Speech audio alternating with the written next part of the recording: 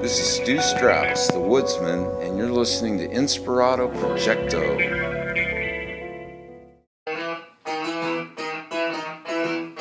Which AI do you want? The computer in your pocket is singing songs to the mothership, and man wants to know who is at the core of this AI church.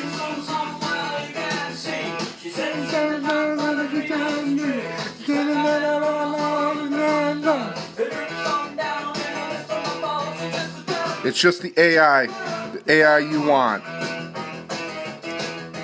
Do you think AI can be achieved? I'm not talking about the AI now with Alexa and Siri. I'm talking about the kind that is going to power robots to make decisions over human beings. Where is this AI church? And who's the head of it?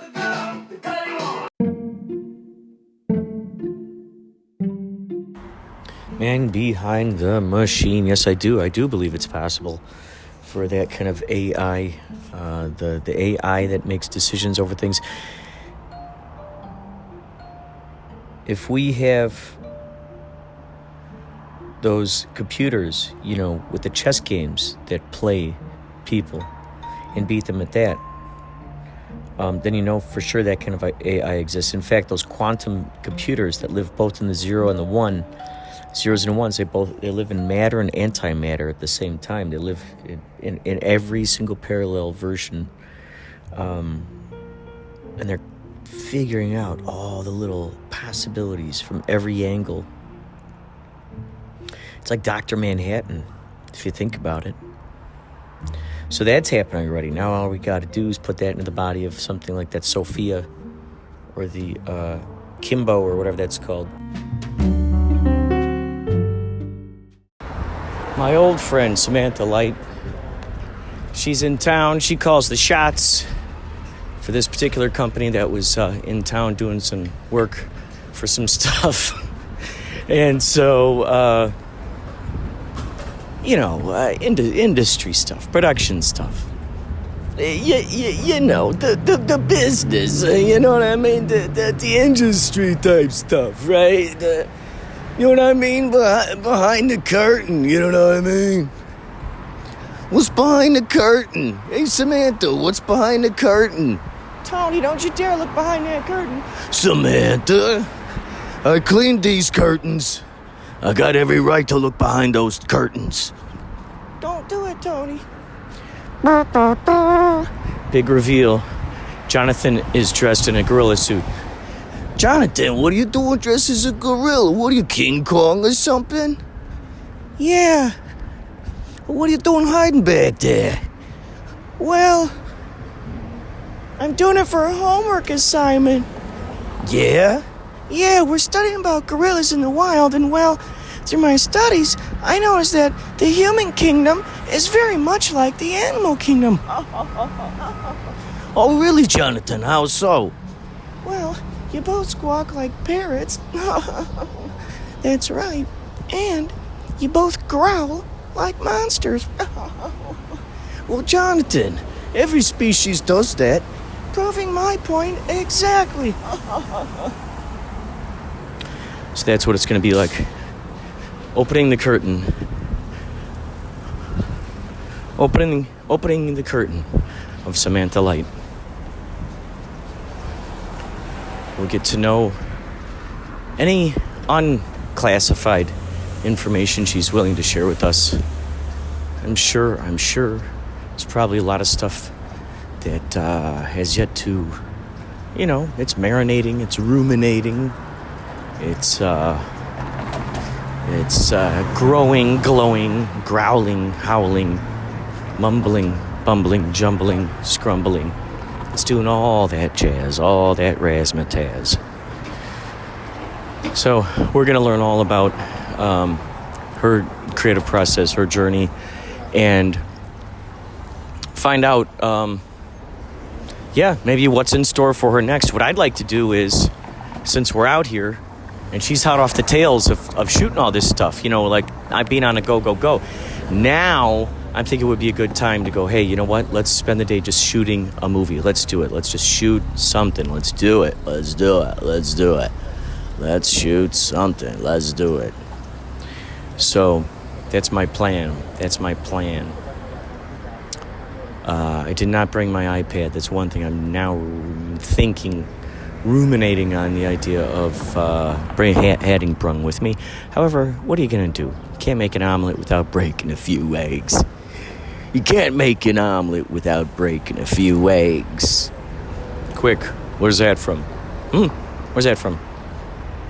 The other day, in the shower, something compelled me for my shower music, for my shower soundtrack, for my shower score.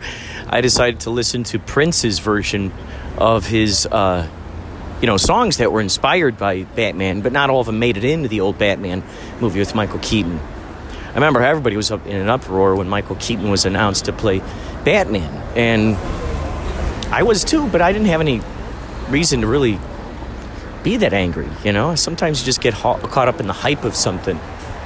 So I think that's what happens with a lot of stuff. People just get caught up in the hype of it. When they see hype moving, when they see momentum moving, they want to be in that. They see the snowball is moving and grooving. They see that it's collecting steam. It's collecting blast off, right? It's collecting all the firepower that it needs to go whoosh. Anyway, we'll talk more about this later as I now go make my way into the subway. You're listening to Inspirado Projecto Radio. So, do you think that goes along with that line of misery loves company? Do you think that's where that cliche came from? Yeah, and it's true because there's so many people that they're happy being sad. It's very difficult to change your life if you've decided that misery is where you're most familiar, and familiarity is happiness for a lot of people. They take comfort as happiness, and comfort is just sedentary behavior of not moving and being okay and coming to terms with your situation rather than saying, no, I am responsible for my situation, and my situation is my situation because I'm choosing to stand still. So many people are happy being sad. It's not that they're happy, they're just comfortable then. And they're terrified to do anything else because, like I said, then you have to become responsible for your own behavior and what you've done to make you be in the position that you are. Nobody took those steps without your feet and put one foot in front of the other to get exactly where you are any given time. You can choose to walk backwards, forwards, sideways, all of the above. If you choose to remain in a situation where you're happy being sad simply because it makes sense to you and you understand sadness, it's no excuse. Move on. Great. You understand sadness? Good. Try understanding happy. You know sadness. And by perpetuating that sadness, constantly telling those stories over and over and over again, what's happening is that anyone who's associated with you, whether it be an acquaintance, whether it be a close friend, whether it be a relative, that's the only story that they got in their brain to associate with you, is someone who's just miserable all the time. And that's that one thing that just keeps reflecting around in the back of their brains every single time they think of that person. It's like, bang, when they think of Aunt Judy or whatever, they're thinking, okay, miserable Aunt Judy who's always got some shitty thing to talk about. Exactly. Yeah. And it's crazy because then those thoughts are in the brains of the other, those who lie outside of that person. But then it comes back to also what we were talking about is like making you responsible for your friends. Like when Aunt Ginny's a bitch all the time, how about stopping her every now and then and going, Aunt Ginny, we're all tired of you being a bitch. Yeah. Can we take her to the park? Yeah. Do you want some fucking ice cream? Yeah. What can we do instead of everybody leaving going, oh God, Aunt Ginny's always such a bitch. We know she's bad. Okay, great. Maybe she's forgotten. Because you know what? Time compresses. As you get older, it flies by. Aunt Ginny might not realize she's been a total bitch for 20 years. She might feel like she's just been kind of grumpy for a week. Whoa. That's a good way of putting it. Whoa. She might not realize that 20 years has gone by since Grandpa died or whoever the fuck. Whatever happened to make Aunt Ginny a bitch. Right. Whatever happened to Aunt Ginny that has extended the last 20 years, it's our responsibility, my brother's keeper, right, to sit her down and go, yo, just so you know, you've been a bitch for 20 years. We love you. What can we do to fix this, sitch? Same as the vajayjay. You know what I mean? Yeah, misery loves company. You choose to be sad. And a lot of people are really happy being sad. And they're really happy being sad because they're too scared to be anything other than what they're comfortable with saying. The same story, like the same story. It's the story of them that they tell everybody, that they identify with. It's so powerful. Yeah. The one they drag along with them. The suitcase filled with that time that they never want to put down. Yes. It's like you walk down the path with a bunch of suitcases, and it's that suitcase with that story. Instead of realizing that, you know what, each time you stop off along the path of life, unpack the bag, right? See what's in there. You might not need a sweater to where you're off to next. You can leave the sweater behind. Yeah. Right? Because where you're going to is sunnier, not as cold. Leave the sweater behind. Leave energy, whatever it is. And then put new stuff in the bag. Because it's a new journey, right? The next stop off is going to be something else, and you do the same thing each time. But people don't. They carry this one bag around their entire lives, like the first 12 years of their life, right? That's identified the entire makeup. And they've taken that first 12 years or whatever it is, whatever was even more monumentally, the first 7 years, right? For 7 to 10 years of your life, that's the suitcase they have, and they've never unpacked it. They've never gotten the toothbrush out. Right. They've never replenished the toothpaste. They're still wearing the same size shoes. You know, that's what we do. And then we become satisfied, and Aunt Jenny's a bitch for 20 years because she doesn't realize she forgot to left her carry-on luggage behind. But it's up to us to remind Aunt Jenny, drop the bags, bitch, we love you. Yeah. Right? It's intriguing how this stuff can truly become,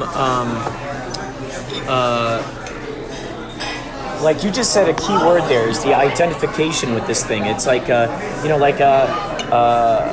I've got, let's say I got a friend who's got OCD or whatever. So he's he's always talking about his OCD. He's always blaming something on his OCD. Oh, it's just my OCD. Oh, that's just my OCD. Oh, I have OCD. You know, oh no, that's just my OCD. It's his best in show badge. And that becomes, that's a great way of putting it. It's his banner. It's like that, you know, I've recently heard of this term, which I think is a brilliant term, virtue signal. Right. I've heard this term and I'm like, oh my God, that's the way I've been trying to describe this thing I can't wrap my brain around. When I see people on Facebook going, I donated to this thing. I am, volunteering for this cause, for these things. It's like, okay, it's awesome on the one hand because you're seeing this and you're going, wow, that could inspire me. Oh, wow, that's cool. I'll go help out at an animal sanctuary now. Oh, cool. Now they know about that. Yeah, but the intention is important. Right, and I was going to say, the other thing that comes along with that is more like, hey, look at how good of a person I am type of thing. It's like people that give homeless people money but stand and wait till someone's looking. Yeah. Or they'll give them change and drop it from a great height so we can all hear the quarters hitting the other quarters in the bucket. Right. It's like, did everybody hear that? Does everybody know? Take a look at what's going on here. Yeah. Well, you're right, and people identify with this sadness. I wrote a story called The Top of the Herd Pile, where it's like, everybody has this idea that, you know, they're struggling and competing to become the top of the hurt pile. You know, it's like a competition of like whose depravity is gets more applause. Whose struggle wins the race. You know, well, does the black struggle win the race? Does the Afghanistan or do the Palestinians win, or do the China, do the Nazis win? Which one? Whose terrible story outweighs? Who's the word? Who's the top of the hurt pile? Who gets the prize for the best fucked life? Right. Who wins the gold medal for the shittiest experience? And then, okay, great. So we handed out the gold. Does silver medal get anything? Like, what do we do then? Right. How do we fucking divvy up the pie chart from the rest of the world? And then how often is it imperative that we are reminded that person got that gold medal? Yeah. And also, why do you want a gold? Like, what does that even mean? Right. Yeah. What next? What do you after win? That? Right. Yeah. And it's and it becomes about who's the biggest cowboy, you know, and thereby anybody else that falls beneath the gold medal somehow gets lost in the mix. Like somehow you're not worthy of anyone feeling anything for you because it's not as bad as such and such. Oh my gosh! Right. Oh, you cut your toe. You didn't lose a leg. It's this constant refusal for it. This is why people end up carrying the same suitcase. Right. They hold on to the tiniest things because none of us give them anything else, right? That we can't give and take in that time of interacting, right? Yeah. it's like, it's so interesting. It's like that suitcase you're talking about. There's this idea of like this what pops into my brain when I think about this type of stuff. I think about like back in high school where you have, that's where you start seeing like the beginnings of like the little cliques and the different, here are the punks, here are the sports guys, here. What personality am I going to be, huh? But you get it even before then, before you can form words. Right, you get it through your parents. You're standing at 2 and 3 years old. Who are your parents hanging out with? Who are their cliques? What tax bracket are they in? Well, how do they piss? How do they tie their shoes? It starts from even earlier than that. The identification process of everything we do is from like the moment we can breathe, we absorb it. Even more so, the smells and all that when you're a tiny human. But yeah, then you move into school and all of a sudden it ends up bleeding out from there. Who belongs to which group? Like specific identities that are associated with these specific things. Who are the nerds? Right, and what music do jocks listen to? What music do they listen to? If I step outside of that genre, are they going to make fun of me, or am I now not a part of them? Or, guess what? Yeah, they will. And guess what? That's part of being a human, and that's part of being an animal. This whole delicate idea of self-nature also is offensive. Like the fact that everyone's struggling to be top of the herd pile, and also that we all have to be so fucking delicate with one another. For you? Thank you. Tapped out? Maybe, I'm not sure yet. Okay, I'll leave that alone then. Oh yeah, and I have some more coffee. Yes, please. That'd be great. Yeah. Did we do that? No. Absolutely. Why? No, I'm buying. No, absolutely not. Absolutely not. Well, thank you, Sam. So, it's crazy because, like, what's interesting is... Oh, thank you. Like you're talking about the top of the herd pile. Right. The herd pile. It's funny because that in itself is wrapped up in such great, like top of the herd pile. Have you heard what Right. You listen totally. to me. Yeah. The herd pile. Hey, everybody, I have the worst Well, mine's the victim herd thing yeah. that's going on. The herd like pile. there was this funny, I think it was a South Park episode where it was on the trend of like people going to get their DNA tested to find out what their ancestry was so they could say, I'm 48% victim. Right. Oh yeah, exactly. well I'm 59% victim. Exactly.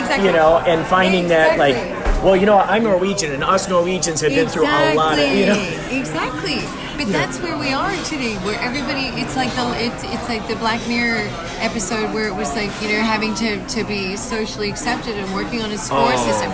Even God. China's doing it with the civilian credit card, with the actual it's insane. It's insane. But it's a cyclical kind of thing where it's like attached to everything. Once we start having those identifications, and once we start packing our suitcases with all this bullshit, and we don't like do inventory, and we don't clean house, and we don't check in every now and then with what we're carrying around with us, and not understanding that we're really absorbing, and we're puppets to all these little things of score systems that we're completely unaware of. Like, you don't even know you're being tricked, right? I'm paying with a card right now. It's all connected to little ones and zeros. Yeah. You got to be really careful with your identifications, the rules, the system of which you abide by. This, like me saying, I don't give a shit that anybody's like feels uncomfortable that I want to play with them in public. Yes, I'm going to ask you about a story that you tell me at a Christmas party. Yes, I'm going to make you responsible for things you say to me in the world. Here and now, the more that we do that, then the less the craziness happens, the less the insanity happens. Yeah. And the more we all understand that we're all in this shit together, this bullshit identification, you manifest everything. What you do, we are incredibly powerful beings, and it all starts with like your own personal inventory. Well, and what's crazy and what like starts to like just like grow inside of me, this bothersome is that you see the billboards, you see the ads, you see everybody who is someone who wants to get money out of us, playing off of those victimization things, and then targeting those particular victims and going, hey, this is for the person with OCD. You're really gonna love this jacket. Oh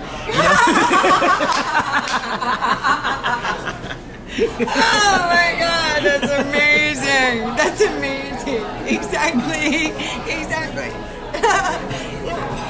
But also with this, like, selling the idea that that's going to fix you. Yeah, right. The jacket's going to take it away. Right. That's right. With the idea, like thinking that somehow that there's a cure, right, for being a human being. Somehow they've got a pill to cure human beings of being a human being. No, it doesn't exist. The thing is, the cure in being a human being is being a human being. Get excited, get upset, get sad, get fucking angry. Be a complete, and understand that you can't hide in your phone.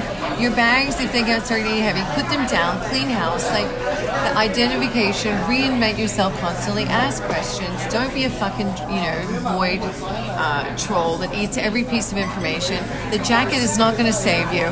The lipstick is not going to save you. Everyone's still... Well, they're stamped on eyebrows, though. Will they save you? Oh, my God! Don't even get me started. It's true. Because this whole identification, social media, all that shit, they're trying to turn us into little fuck dolls. They're trying to turn us into droids so they can tell you to buy the jacket and convince you that the jacket's going to save you. And that jacket might get you a whole bunch of Instagram likes, too. Right, exactly. And the trickery is if we all just realize that sometimes we don't get angry at each other when we say, I hate my face. We don't, the moisturizer's not going to fix it, right? Just if we hug each other more and go, yeah, I hate my face sometimes too, you don't need the moisturizer.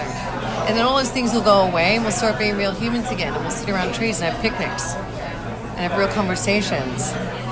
And won't fucking spray paint our goddamn eyebrows on. And start putting, polyfill in our asses. What do you think would be some of the... So making clones of a bunch of Sams out there in the world who gets people to ask themselves the hard questions. We could put an army of Sam clones out there in the streets, getting people to ask questions about themselves that they are not prepared to ask. Not Sam clones, but just if we could put in the water where people just started speaking, even so much as just talk to the person that's next to you. When you sit on a train, say hello. Just look up from your phone for a second and turn to your left and turn to your right and look at who the people are and just say hi. And then you can go back to your fucking whatever it is that you think is important. These people, it's funny, I see them on the train and they're filing through their Instagram and they're filing through their Bumble and they're filing through their Tinder, trying to find a way to connect with people and yet sitting surrounded by three-dimensional human beings that they never make eye contact with. You're on Bumble, filing through Bumble, trying to find someone. Why don't you look up? You might see somebody on the fucking train that's 3 feet away from you that you can actually see, smell, and touch. We've been designed to think that our lives are now somehow in our fingertips in a little box rather than knowing they're our fingertips right in front of our eyes is out in the three-dimensional world. It's like everyone's stuck. You're the fucking rat in the fucking cage. We're all spinning around trying to find an identity when all you have to do is just be right here, right now. Look at the Christmas lights. Eat your fucking pancakes. Laugh. Just be, and you're fine. We're all fucking terrified. Terrified. It's too much identity. So the moment, so when you started really just really, what's what I'm thinking of? Channeling, just kind of sort of channeling the imagination through you, where you just really don't, you're less concerned about what people are thinking and more concerned about giving that imagination a voice. When you started going more full throttle in that respect, how did you start noticing the manifestation, the fluidity of your manifestation of reality? Well, it's just energy breeds energy, right? And you can wake up in the morning and you can sense as soon as you walk out your house, pay attention to what's happening. Is it louder than usual? Is the traffic crazier? The energy that's coming is like a magnet, right? If you sense that everybody's grumpy, you have to flip that. It's about becoming your own emotional policeman.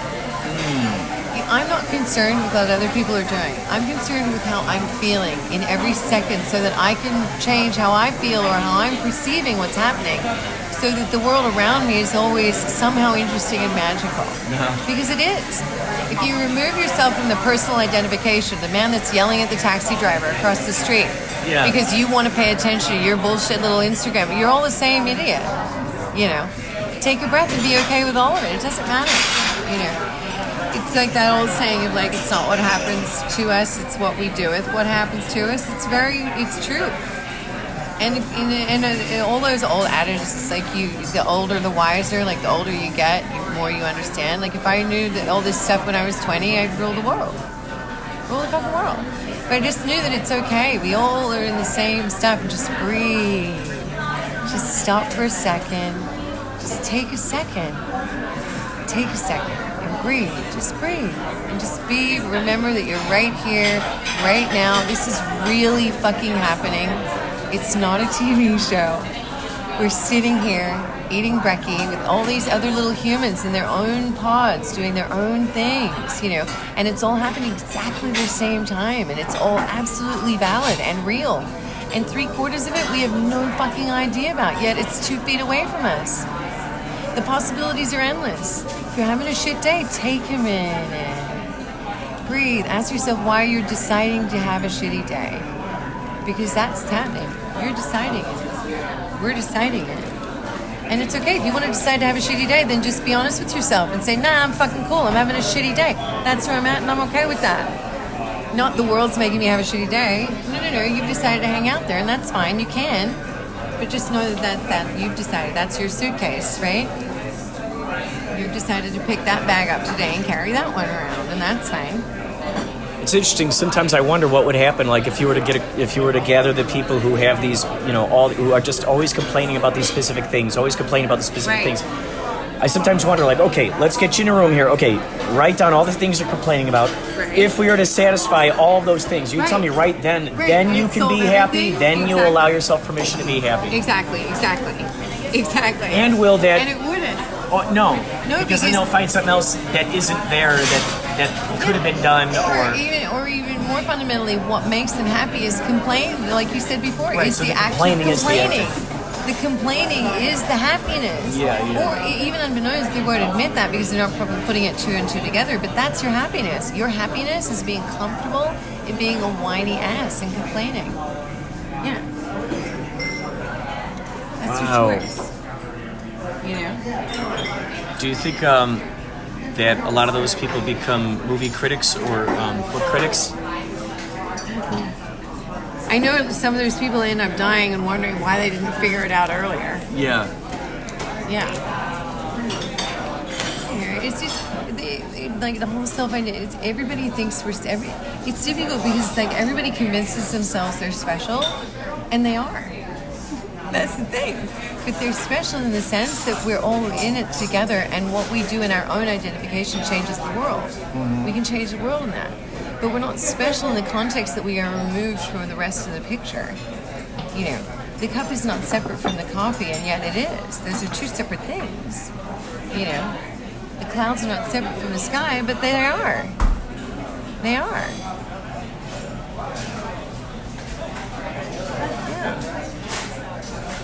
But it's not easy. It's not easy being out in the world when it is. You're surrounded by misery. Especially in New York, it's crazy. I feel sorry for the kids because the teeny tiny children, they look at us to teach them how to be humans, and all they see are these fucking boxes of people walking around with their faces in phones. It's like a plague. Even with relationships, I see couples sitting out together, you know, they're out and having lunch or whatever, and both of them are in their own worlds, both in their own phones, doing their own thing. They're not connecting with each other, and it's trickery. This is a form of, in my head, of control. They feed you these phones and they give you these fucking apps so they can control what you do and sell you more shit and remove you from having a voice and remove you from having a brain where you understand that you're being bent over and fucked in the ass. Consumerism, your government, all that stuff. It's an extension of like all these things that they distract you with. Facebook, Instagram, they're all little distractions to keep you away from participating. Yeah, thank you so much. Thank you. Oh yeah, please. What I think is beautiful, though, is utilizing this, I mean, because these things can become art forms, so it's like sort of being like, hey, joke's on you kind of thing. Like, I see what you're trying to do. I see how you're trying to, you know, get me hypnotized into this world of distractions, but utilizing it as actually a platform to entertain and to get your messages across. Thank you. That's kind of the fun aspect of that. Like, I love the fact that, you know, there are more live stream abilities now than ever before. Absolutely. Where everybody, each person can become the media and go, that's like the tricky thing of everything, because the good and the bad, right? The yin and the yang, all that stuff. It's about using your powers for good and not evil, right? Yeah. It's about the extension of not hiding in these things and using them to escape the world, but using these things to integrate yourself with the world. not to create this lie of a life where you go away and like sit on your couch for 8 hours a day and post pictures that are in the library of your phone pretending that you're on holiday. You know? Yeah, these things are brilliant tools. As a filmmaker, as an artist, you know, they're incredible to be able to like use these things to talk to people and share your work or share what you want to say to people and do what you're doing, you know, with your podcast or any art. It's an incredible form. But like any, you know, like the Wiz and the Wizard of Oz, you know, the guy behind the Wiz behind the velvet, you know, with all the cranks, you know, moving the machine to make the madness. You've got to use it for the right reasons. You've got to use it to make yourself a fuller human being and not a smaller human being. Yeah. You know, and also not look at all these other things and relate yourself to these things. Kim Kardashian is not your fucking hero. She's not. She's the devil. She's not the devil, but you know what I mean? And the idea, she is to be partly, as an artist, as a woman, to identify with that as an image that is feminine or beauty or something that little girls need to strive for, or as any kind of identity is misshapen, it's weird, and it's off the charts. But it's all kind of has to do with these little boxes that we live in, you know, and buying the commercials, watching the commercials, buying the coat, taking the pill, signing up for another fucking whatever app, you know, not participating in the three-dimensional world. Do you watch the news? Obsessively. Yeah. And still somehow you have an incredibly astounding brain. Kurt, because a lot of people, as they watch the news, right, it turns their brain to mush, and that becomes all they taught, and that's it, and that's their. It's like a low-hanging fruit kind of like conversation where it's like, oh God, this is a recycled thing that's just constantly recycled. And so it's interesting because usually the people that I talk to who spout this kind of brilliance don't even watch the news. This is why I'm very surprised to hear you be able to stand outside of whatever kind of interesting circus is being played out there for the rest of the minds to kind of feed into. Know your enemy. Know your enemy, right? You have to know, in order to fight the bigger fight, you have to know how people think. I watch all of the news. I watch from every, you know, from politics to all of it, right? You have to know how people are thinking in order to be able to communicate to somebody. If you want to change people's minds, or you want to teach them about your perspective and what you think about, you have to know what language they speak, right? You have to understand how to communicate with somebody in order to change the way that they are, the way that they feel about things. If you don't know how they feel or how they think, there's no way you're going to be able to fine-tune what you need to say to them and present it in a way that they're going to understand or that they can digest. It's like talking Japanese to a German. How are you going to explain it to them? It's interesting because to point to that when people like yell or somebody has an opinion or whether they're Democrat, Republican, right? And they want to have an argument about something and they have opposing views. Nobody ever you have to sit down and think about how the other person perceives and processes information. And then you have to fine-tune your information to the way that they process. It's like dealing with children. Let's talk about children, for example, like special needs kids, right? Autism, or all these things, the way that just processing, period. Everybody, you don't have to be autistic or be off the charts in a specific way to not have your own personal processing. We all have very specific processing, information processing. It's about curtailing like that information so that we can communicate with one another. If somebody has an idea or perspective that goes completely against yours, you have to try to step into how they got there and then think about an argument, if you're smarter than them, that would change their mind. You can think an argument around the way that they have, that they're in their thinking, not in your thinking, but find the argument in their thinking. The way that they would communicate it to themselves, that's how you have to find a way to communicate it in their language. So it's embedding your information through the channels of language that they're using already to understand the world? It's like 96% of communication is unspoken, right? So think about that firstly. Then perhaps you don't have to use as many words as you think you do to explain. It's more just about understanding that we all have our own ways of doing things, and that's perfectly okay. Mm-hmm. Not saying that we all have to have painted on eyebrows. Not blanketing the entire female race with one way of behaving. Not blanketing the male race. Not blanketing African Americans as one way. Not blanketing, entire cultures and entire countries and entire parts of the human race as being separate from the big picture of the human race, and it's about finding an identification, being different, and yet exactly the same, and not being so fucking personally affected by what everybody does, and don't be scared to be embarrassed or all that stuff. Everybody is, just nobody's admitting it. Say what you want, feel what you want, cry in public, do it. It feels lovely. And it means a lot to people, because one of the things that I when I was a child and coming from having no family or having no roots, right? I walked out the front door looking for human beings to help me know that I was part of something, right? If you come from nothing and you have no relationship to anything, you depend on the person sitting at the counter at the diner to look up and say hello, to know that, oh, okay, I'm still here. Oh, okay. When you walk out the front door and nobody looks at you, nobody speaks to you, it's hard to really, really understand that you have a part in this world, especially if you don't get to go home to say parents or call mom or call dad or whatever it is that you have as an extension. We all depend on each other as the extension of every little human. I'm a part of the human race. You're all my family. If I didn't have that, then I would have nothing. Nothing. Some people literally depend on you can change somebody's life just by smiling at them. Someone can wake up one morning and decide, you know what, this is the day I'm going to put a bullet in my head. I've had it. I don't want to fucking live anymore. I have no family, I have no love, I have no this. And they walk out the door, and then suddenly someone with a pink jacket and a sparkly fucking hat comes along and goes, "Good morning, how are you? I like your tie." It might literally give him a minute to be like, all right, maybe I'll put the gun in my mouth at lunchtime instead of right now, And that is real shit. That's real shit. It's real stuff. Just because it's not in a commercial and a banner doesn't pop out of the top of his fucking head saying, "Thank you just saved my life because you smiled at me," doesn't mean you don't do it. You do. I can change people's attitudes and spin them around in 10 seconds when they're the most unhappiest humans, just by saying good morning, telling them they look lovely, whatever it is. But just like I said earlier, distracting them from their misery, to bring them back into 3 dimensions. Stop talking to yourself inside your fucking heads. Get out of your fucking head. That's not where everything's happening.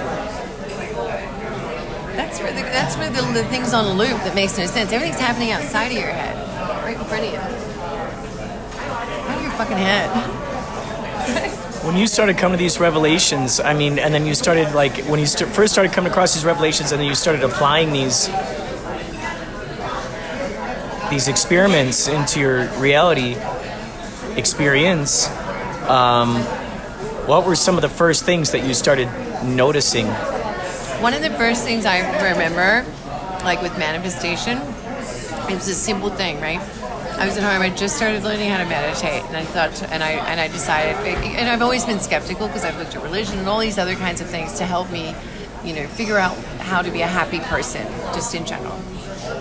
So I was like, okay, let me see if I can't get a hold of this manifestation. Let's see if I can't play a trick.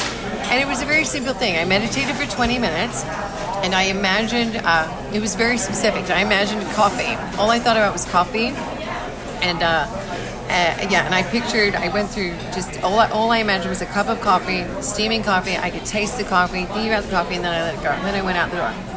And then within 30 minutes, I went to a Dunkin' Donuts, and I was ordering a bagel. And as I ordered a coffee, a man was standing there. He's like, "Oh, I love your jacket. Let me buy her coffee." And it was just, it was within a 30-minute turnaround. And people, you could probably say that was coincidence, but tens of thousands of things that have happened since then. But I remember that specifically being the first time that I was like, holy shit, did I really just do that? Did I really just make a cup of coffee appear in my life? Because things I feel like coincidences happen all the time, and there's so many things in a day where we're like, oh, that was weird, but you know what, nothing. That's okay. And they're just kind of brushed away, right. Yeah. Oh, and it was just a coincidence, or oh, that was weird. Or you think, you convince yourself that somehow it didn't happen that way. Right. Or that it wasn't as monumental as it actually was. Yeah, not allowing the full excitement of it to really strike you. Not allowing like the goosies to get you to be like, whoa, did I just like do a magic trick? Yeah. Instead of being like, holy shit, did I just like wave a wand and like people are like, oh, that was funny, that's cute, but that's a coincidence. That didn't really happen. Yeah, you bought a coffee, but whatever. Well, usually hear, oh, what a small world, or what a crinky-dink. It's like, dude, you're not giving this thing the respect that this thing really deserves, man. This thing deserves so much respect. Right? Yeah. And so much applause when it arrives, because it's like the greatest thing. Exhilaration, because it's real. It sounds stupid, but these are things that have been written in fucking, they're in pyramids. Manifestation, it's not like something that's just like hogwash. It's been written about for tens of thousands of years, and you can find it even in the lyrics of music that you're well aware of, or hidden little messages all over the place, all talking about how manifestation, creating your own reality, and the power that you have with the energy is a real fucking thing.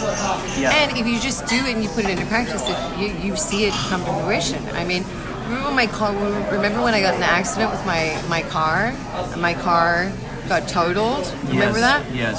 And the whole time I was like, I never for one single second thought that I would lose my car.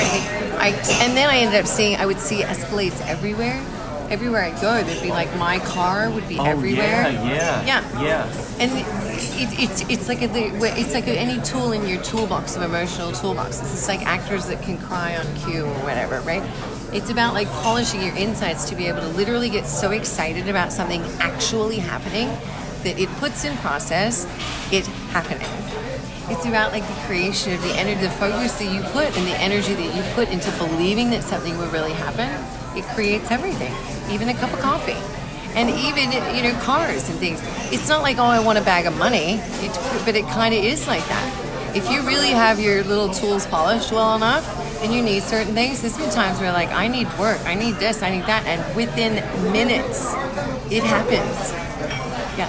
So so after that first time of noticing that and just playing with that idea and allowing yourself to get excited about that, just getting to that step of realizing that it's a fun thing to play with, and it's something that's like worth experimenting with again. After that happened, what do you think was the next? Were you like, okay, now that I could do a cup of coffee, let's go for, a bicycle, or let's try a Christmas tree, or I don't know, whatever the thing is. What was the next thing that you might remember that you tried playing with? I don't remember like specifically. I think it was more of the fact that I realized that this was something that I had to really polish, like a tool, and also understanding like the amount of focus that I put in something.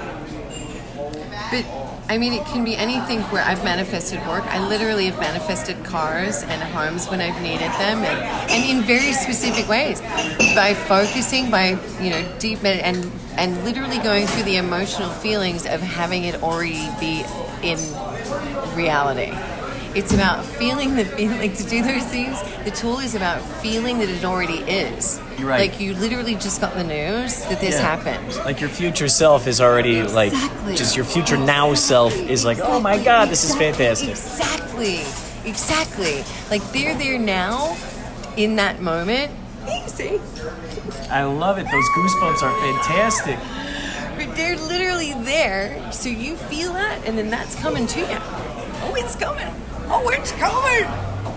Yeah, it's on its way. It's about making that tool shiny, right? Because it doesn't just fucking happen overnight. That shit doesn't just like, it's not like, oh, I'm going to take a meditation. Boom, I have a trip to Hawaii. No, it doesn't work like that, It has a lot to do with, about like not just like tuning in your meditative structure, but also cleaning your own insides. Again, intention, right? It's not, you are definitely a wizard. We're all wizards. But your intention, you can't just be like, oh, I want a Christmas tree with like a side cup holder. It's about intention. It's about cleaning out your own insides and becoming a responsible, emotional human being as well, right? And participating. Because you don't get given magic for being an ass fuck. You just don't. That's not how it works out. So when those appear when you notice it happening, this is the thing I've been getting the revelations about, is that like when that thing actually happens, the dream that you dream up, right. And when it does happen in that moment, the absolute utmost importance of celebrating the hell out of that thing, because it's there, because then what was even the point of even wanting that thing if we're not going to actually appreciate its existence when it's there in front of us? Exactly. One of the biggest things I see is like, everybody going back to like being miserable, right? And talking about the way that people are happy being sad. It's like if you're not appreciating this, if you're not present completely and taking ownership of right here, right now in its moment, you don't deserve the next 10 minutes. That's straight up. That's a beautiful way of putting it. It's straight up, though. That's real. Because otherwise you're waiting for whatever the next thing is, and it's like, why don't you appreciate what the hell's happening now? Yeah, exactly. Like if the universe was like a gangster, they'd be like, motherfucker, you just wasted 5 minutes of my shit. You ain't getting the next 10. Yeah. You know what I mean? Like, what the fuck do you mean?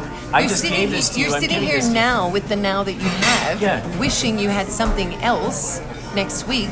Yeah. Why should I even give you next week when you don't give a fuck about right now?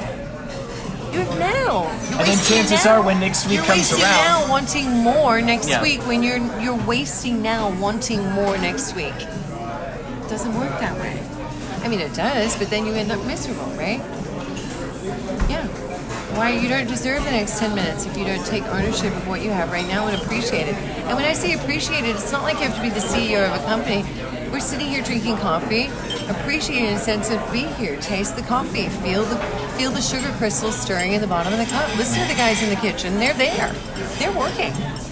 Ladies on the cash register, she's there too. Be a part of it. It's fun. Too. Oh yeah, we're all here. Oh yeah. Oh, we're all here.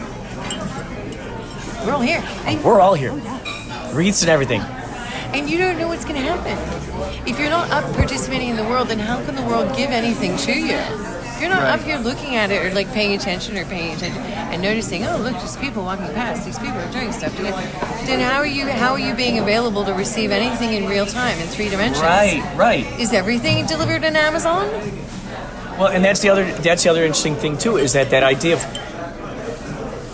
thinking about that, wanting to manifest this thing, and then being willing to keep your senses open for those little signs as they come about, and seeing it and going, that's the breadcrumb, and trusting that, because it echoes the exact same vibe that you had in wanting to have that thing come along, and recognizing that that's another little stepping stone on its way, right? Yeah, exactly. Your life isn't all, not everything is delivered on Amazon Prime. Yeah. It happens in real time sometimes. All this love you're looking for on Bumble and OkCupid and Tinder and all that, put your phone down, eat your cup of coffee, be okay with being alone for 1 single second, because guess what? You're not alone. You're in a restaurant with a bunch of other people, or you're out on the street with thousands of other people, in cars and buildings and streets. They're everywhere. Put it down. If you want what we're looking for, which is what everybody's looking for, is connection with the human race, then start participating. Be okay with being embarrassed. Be okay with crying in public. Be okay with just being whoever it is that you are. And stop trying to paint your eyebrows on to be something you don't know. Because even if you do, they want the eyebrows. They don't want who you are. And you're underneath the eyebrows. You have to take a shower sometime. Yeah. Exactly. You know what I mean? Exactly. I mean, sometimes you're going to have to wash up. At some point, those got to come right Sometimes they're going to see you. Just little old you. I mean, the costume has to come up at some point. And so don't be so scared, because it's fun. And the more excited you get, like you said, the world just gives you so much joy. Well, and just talking about this, what's so beautiful is that the vibration level. I mean, listen to how everything has. We've been stirring this up. We've been stirring it up. It's getting. I mean, the volume is raising with the excitement that we're feeling here. It was like we're the epicenter, and this is all the aftershocks all around us. It's so exciting, And I think by us talking about this, what's so cool is. It's like I feel like the guides and all the angels and all that, and it's like they're leaning in. They're like, "Ooh, listen to this great conversation." They're talking about us. Let's keep gifting them more and more of these experiences throughout the day. Who knows what may be happening around the corner? Who may come walking around the corner? But it's true. Like the beautiful thing, and coming from the life and I'm 48 now, right? And it's crazy that you learn these things as you get older, but. The beauty is like the constant possibilities. It's just the never-ending. I mean, every waking second is a possibility of something fun happening. Even if you're in a shitty mood, it's like you just the idea that at any given moment the entire world can change is a real thing. Like it's totally a real thing. then the world gives you back, like you just mentioned, like the energy in our environment is completely changing because of the goosebumps and the excitement. And we are connected heat vessels, it's vibrating sound and energy constantly, and it all reflects and bounces off one another, and we're in control of that. You can totally control your environment. I've done it purposely. I sit on the train and do tricks where I'll sit there and I'll just start tapping my knee, and if no one sees, someone will start doing it because they see it. We're animals. We start like mirroring each other, and if I'm like got headphones on, I'll start bouncing, and then I'll notice other people with headphones starting to bounce because my movement has given them permission to start moving. Absolutely. My energy being out there. It's almost like they didn't realize that was an option until you're like here's an option.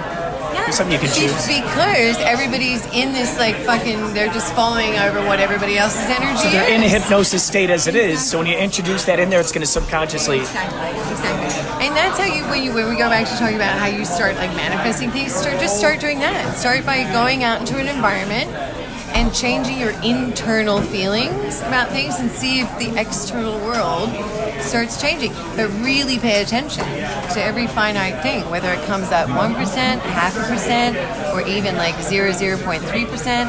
Pay attention and start working on that. Try to bring it up to 0.5%, and try to bring it up to 10%, and then try to blow the fucking roof off the building, And in doing that, that's how you start like getting being able to like take a hold of all your toolbox, and sharpening your fucking knives and sharpening all your little manifestation tools. What's so exciting is, so my sister's friend was in town visiting one time, and we went out to this, like in downtown Los Angeles, to these various places where these bars were that my sister wanted to go, and sitting out in front of one of these bars was a pyramid. And a guy who calls himself the Wizard of LA of Los Angeles, and then another guy who calls himself Reverend Mark. And the pyramid was called Lumi. It had the all-seeing eye, and it was blinking, and it was just like made out of styrofoam, and it was just this great thing. So I saw these characters out there, and so we took some pictures with them and stuff. And I said, I want to hang out with you guys. They go, do you want to be our Jesus? I said, I'll be your Jesus. And so they ended up having what they call the Wizard Walk. And it was through the subways of Los Angeles. Like I met them at like 7 o'clock. I forgot what time it was, but it was very symbolic. I met them at Union Station. And we just went through the subways and the highways and byways, and I brought like a cape and a few different things, noisemakers and a mask. And so we walked through, and we had like this Indian ceremonial like bop bop bop drum, and then Reverend Mark had like a native ceremonial flute that he was playing, and then Lumi was moving around and blinking, and as you can imagine, it could cause quite excitement among the populace. So what would happen is we would be there at this on the subway thing, and people would gather around to be listening to the Wizard of LA as he's talking about manifestation of reality, and he's pointing out these people who are sleeping, and he's like, look, where is he traveling to right now? What is this guy sleeping? He's sleeping, but where is he right now? We see him, but where is his other son?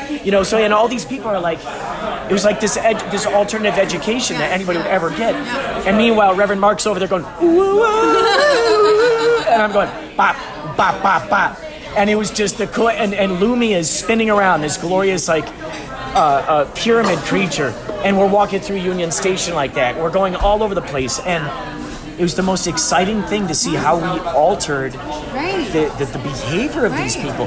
Because I had a couple other masks in my bag, and the Wizard of LA would just start dancing, and then some random lady who was there in the crowd, she would come in and just start dancing with us. I'm like, hold on, let me get you a mask.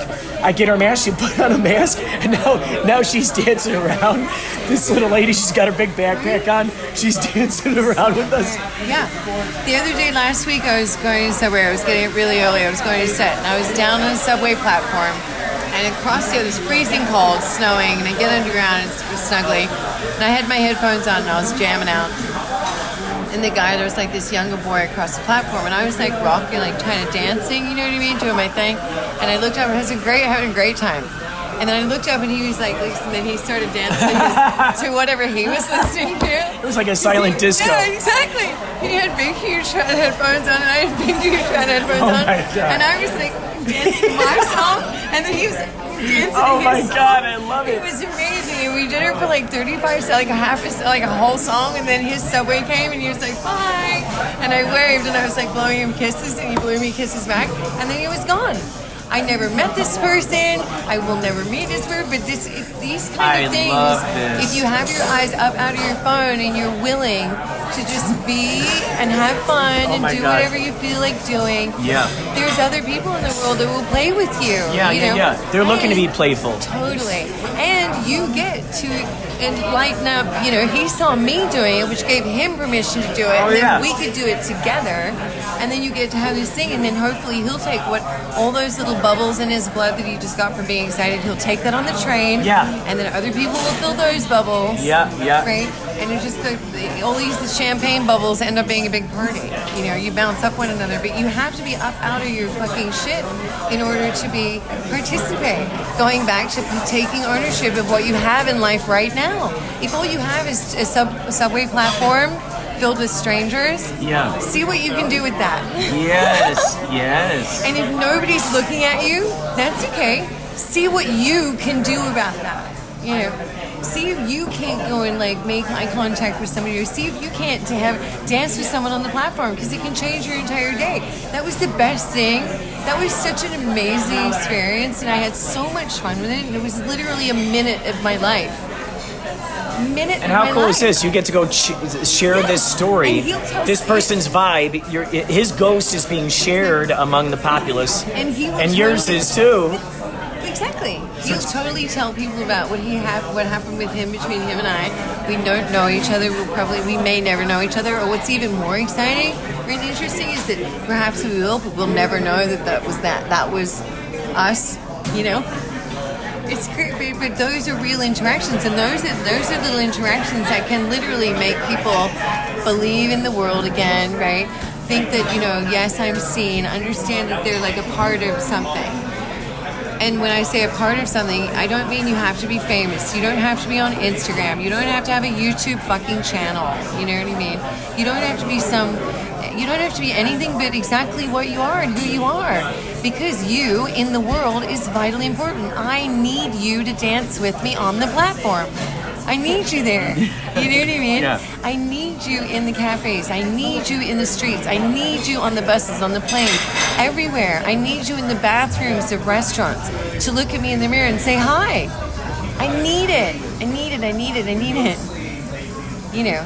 We need to participate, and it makes things. And when you start doing things like that, when you start participating in your life like that, when you start giving out energy like that, you start seeing, A, that you're not, your misery is nothing compared to you're surrounded by. Yeah. And B, you can flip yourself out of that by simply engaging with the human being that's standing or sitting right next to you. Everything you need is given to you out in the world, but you have to lift your eyes up, and you have to take a breath for a minute every now and then. You have to be okay with just being. Yeah. And be available to get all the things you're asking for. But you have to put your shit down. You have to put your phone down. You have to participate, because it's not delivered. Like I said, it doesn't get delivered through Amazon Prime. It doesn't. It gets delivered in the quiet moments in a corner of a restaurant that you have to peek around. Which is even faster than Amazon Prime. Which is even faster, because it's right there and it's immediate. It's right there. You're not waiting. Yeah, you're not waiting for some kind of thing to arrive in the mail. It's right there.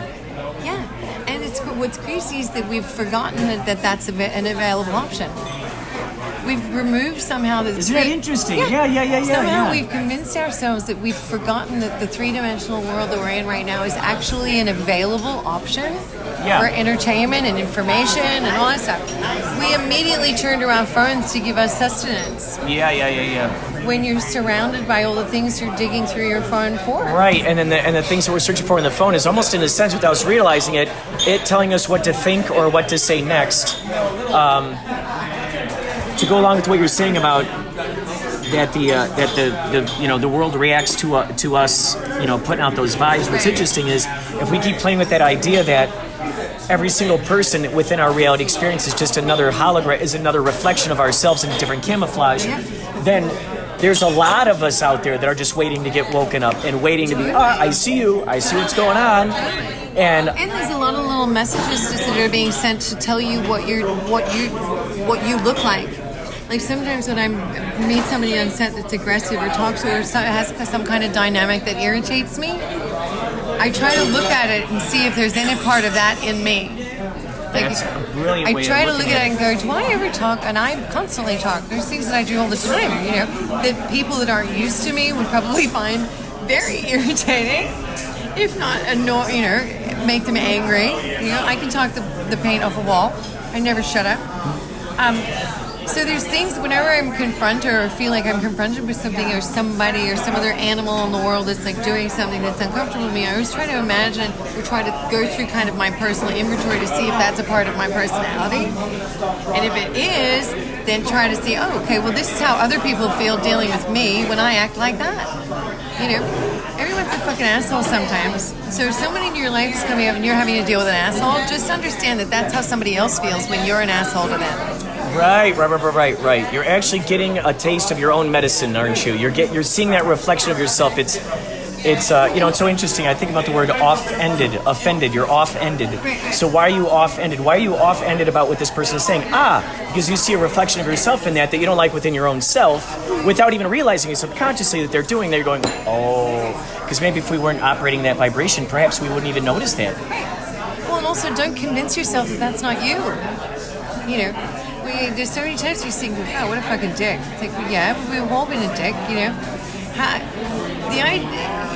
It's like we continue to separate ourselves from we're only part of the good pack. We're never part of the shit pack. You know what I mean? We never identify with being like, no, I'm a vegan and I do yoga. And I'm like, yeah, but you're a cunt sometimes too. You know.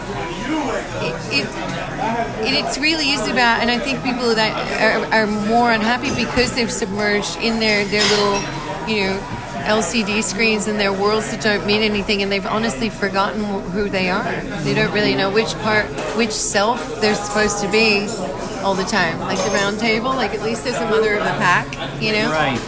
Like there has to be a mother of the pack kind of thing. People have forgotten who they're supposed to be because they're one thing on Instagram, they're one thing on Facebook, they're one thing when they go to work, they're one thing when they sit with their family, they're another thing when they're with their best friends, they're another thing when they're alone at the restaurant. They're all different things floating around and just waiting to find footing. Messy. Put your fucking phone down. Not you.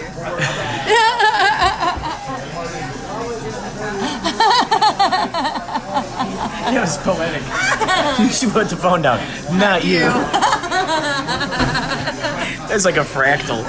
Like we just entered the MC Escher stage of the podcast. Well, it's 55 minutes. This only lets me record it an hour at a time. So I definitely want to continue to record more with you. So I'm gonna save this.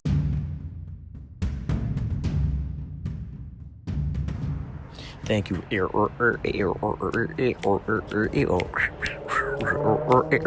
buddy.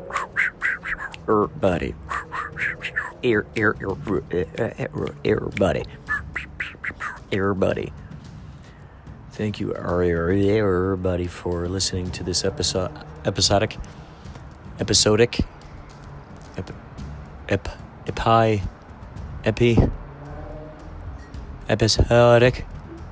It's like epic, but sod is in the middle there. It's like epic, but you add sod. It's like sod, like grass. Episodic. You're growing it. You're growing it. So thank you for listening to another episodic of Inspirado Projecto. That was Samantha Light. Always enlightening, hanging out with her.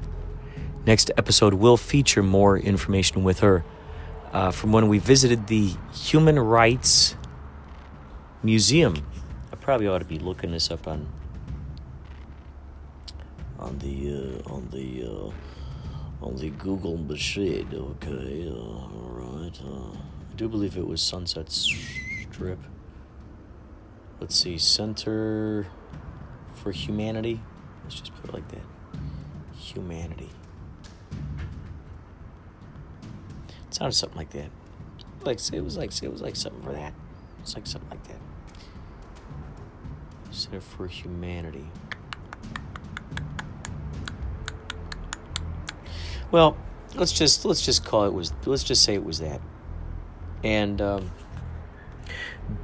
pieces of that trip will be in the next episode. So thank you so much for listening. Thank you so much for being a part of this extraordinary journey. Remember, you can always email your stuff to inspiradoprojecto@gmail.com, and I will include it in here. I will include your, I'd say, around 3-minute audio. That could be music, that could be field recordings, that could be dreams, synchronicities, alien abductions, ghost sightings, yada, yada, yada, words. Tell me your new mathematical computations, new algorithms you've encountered, whatever kind of, if you feel that you've got information that you're like, oh, I've got a bunch of useless information. I hear that phrase sometimes with people. I've got a lot of trivia. Oh, that's awesome. Yeah, it's a lot of useless information that I never get a chance to use. Well, this is that kind of thing. I want you to use this. Use that for this. This is where you plant those golden nuggets. This is where those golden nuggets go. This is the fertile ground. This is the fertile ground for such redwood splendor. The apple trees, the oranges, all of this splendor. I'm looking out over here at the skyline, and I see some trees, and man, right now, the way that these two lights are popping through these street lights, it looks like this one bush is like sort of like a Jawa kind of creature. Oh, there's one that's kind of right behind it too. Two sort of Jawas. Actually, now I think about it, the way that those other two are facing, that could look like 4. So it looks like we got at least 4 Jawas within the tree formation to my left. In all honesty and sincerity. Sayonara, hombres. Remember, inspiradoprojecto@gmail.com, or you can even call us on the toll-free line, 561-203-9179.